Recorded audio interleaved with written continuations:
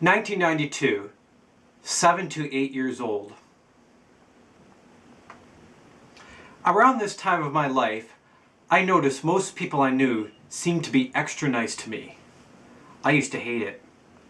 I got upset when people complimented on my artwork, cheered at me during games at gym, or acted praiseworthy to me in general. One time, our school teacher wanted our class to thank our janitor for taking us on a tour around the school, and we wrote a thank you card. I had the opportunity to make a drawing on the cover. I didn't know at the time I didn't know at the time it was for a thank you card that the whole class was going to sign.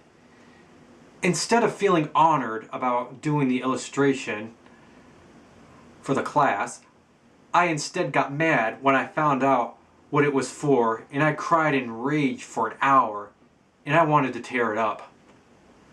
One time I won a game at a party that my older sister threw, and one of her friends cheered when I won a game, and I got mad and hit her.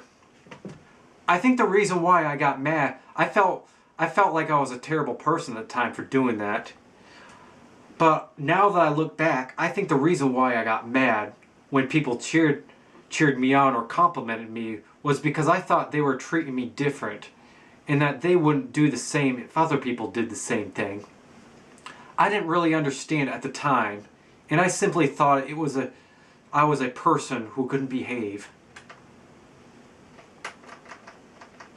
My interest in electricity grew more this year.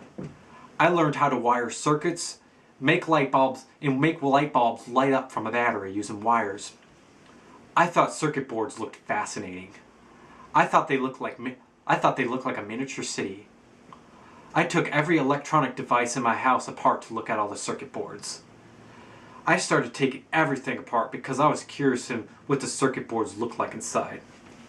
My sister wanted to strangle me when she found out I broke her Walkman from taking it apart. I broke many electronic devices, including my Nintendo. The reason why I got into electronics was my Nintendo stopped working because NES systems often had trouble reading Nintendo games because they would get dirty. The connectors on NES cartridges would get dirty and the Nintendo wouldn't read the games. I thought the Nintendo was broken, so I took it apart to see if I could fix it. That's when my interest in electronics started. As I was saying, I used to take everything apart. I took my Nintendo apart, I eventually broke it. I took my sister's Walkman apart and my mom's answering machine. I unscrewed all the covers in every electrical box in my dad's house to look at all the wires inside. I would then screw the covers back on so my dad wouldn't find out. One time I screwed a fuse inside a lamp socket that would plug in the wall to make a light bulb light. I wanted to see what it was like if I screwed a fuse in and plugged it in. I was curious. So I did that, and then I plugged it in.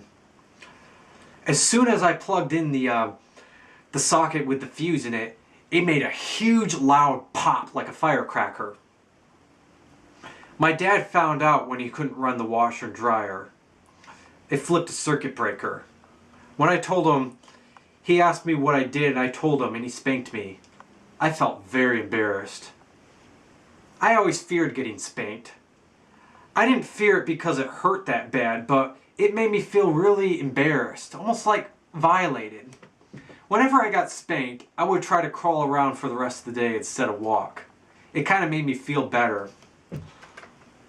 One day, I was spanked in the morning, and I crawled around for the whole rest of the day, even out of the car and into the house. I became obsessed with listening to Hindu chants around this time when I turned 7. I enjoyed the positive feeling it gave me. I often sang the songs from the Hindu chants when I sang on the swings during recess. People weren't exactly sure what Om Namah Shivaya was and what I was singing, but they seemed to accept it and not made fun of me, fortunately. At home, my mom bought me a tambourine, and I used to sing chants and record my made-up chanting songs on the radio. My mom took me to an ashram during the spring when I was in first grade, and I thought it was extremely fascinating. The ashram was in Hillsdale, New York, and we planned on seeing Guru Maya, the guru that often that often led the chanting songs that my mom and I used to listen to. My mom told me she had the ability to be intuitive and read minds and know what you're doing. Kind of like Santa. I believed her. I got really nervous when we went into the ashram to find her because I didn't want Guru Maya to get mad at me about swearing. I felt like it would be embarrassing if she told me that it's bad to swear. When we got there, she ended up not being there. My mom was really upset to not see her, but I was relieved. My mom has bipolar disorder, and she often had a hard time parenting me and my sister because she got stressed and overwhelmed easily. She often took naps, drank alcohol, talked to herself, and cried often spontaneously without warning. At the time, I didn't think much of it. I didn't realize the extent of the struggles she was struggling with until I got much older. I thought she was a normal mom like any other mom, and I loved her. My mom had a nervous breakdown during the summer. She had to be sent to a mental hospital in Providence for a week. I thought my mom's nervous breakdown was my fault because I knew I misbehaved a lot. I stayed with my dad and stepmom's house while she was in the hospital. When she was in the hospital, my dad and my stepmom and my sister helped clean my mom's house to help her recover easier. When she felt better and was ready for me to live with her, ready for my sister and I to live with her again, I felt like it was the best thing in the world. I was sensitive as a kid. I often didn't like loud music. I used to always tell my sister to turn off the radio. But she had every right to refuse to continue to listen.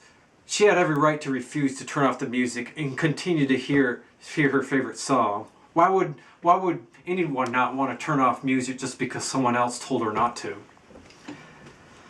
I was very sensitive to touch. Whenever things touched my skin, it often bothered me. I often didn't like it when people touched me. Certain sounds used to bother me a lot and sometimes terrified me. The sound of the wash machine used to scare me. I didn't like the buzzing sound of the motor, and it often invoked that wave of energy feeling of yellow circles. I thought this feeling started to greatly... Even though this feeling started to greatly decline at this point in my life when I was 7, I was still afraid to feel that yellow circle sensation sometimes. The sound of fire drills at my school used to often scare me too. I was often afraid when I was in school. Because I never knew when the fire alarm could go off. It could go off at any time, and that used to scare me. It would make me feel uneasy. The sound of the boiler room used to scare me too.